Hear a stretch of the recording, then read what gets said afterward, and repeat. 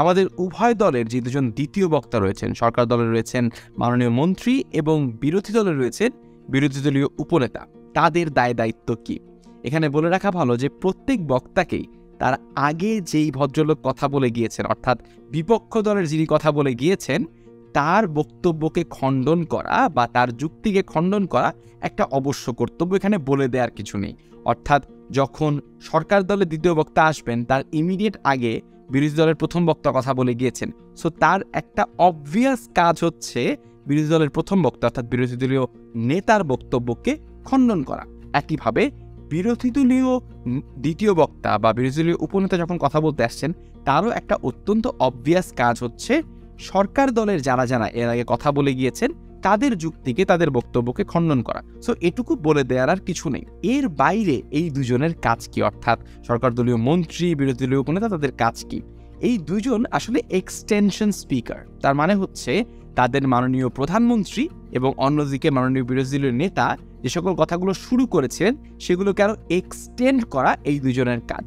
So সবার আগে সরকার দলীয় মন্ত্রীর কথা যদি বলি, তিনি সবার আগে বিরোধী দলের যারা কথা বলেছেন এর আগে, অর্থাৎ বিরোধী দলীয় নেতা কথা বলে গেছেন, তার কথার খণ্ডন তিনি করবেন। তিনি কোথায় কোথায় কি কি ভুল বলেছেন, তার যুক্তির দুর্বলতাগুলো কি কি ছিল সেগুলো বলবেন।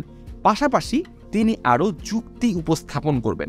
মনে আছে যে প্রধানমন্ত্রী বেশ কিছু যুক্তি দিতে শুরু করেছিলেন, কিন্তু প্রধানমন্ত্রীর দুর্বলতা হচ্ছে তাকে কিন্তু কনটেক্সটের পিছনে বা লেন্স বোঝানোর ক্ষেত্রে অনেকখানি সময় ব্যয় করতে হয়েছে। তাই তিনি হয়তো সংখ্যায় অনেক বেশি যুক্তি উপস্থাপন করতে পারেন নাই। এখন মাননীয় মন্ত্রীকে সেই গ্যাপটা পূরণ করতে হবে, তাকে আরও অতিরিক্ত যুক্তি যোগ করতে হবে।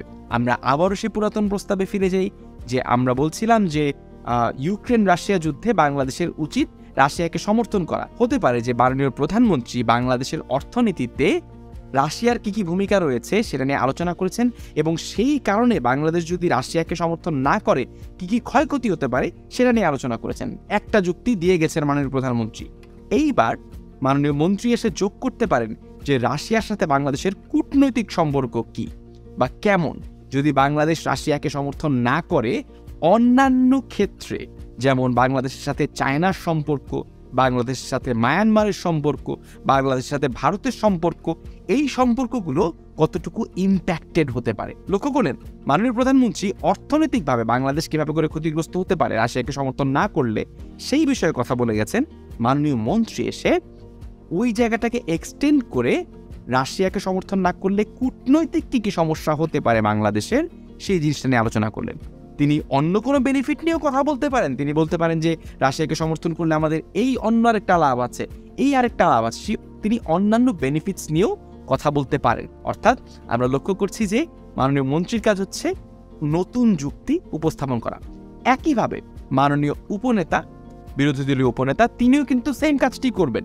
তার আগে বিপক্ষ দলে যিনি কথা বলে গেছেন বিরোধী দলীয় নেতা, তিনি যে সকল যুক্তি দিয়েছেন তার বাইরে নতুন যুক্তি তাকে যোগ করতে হবে।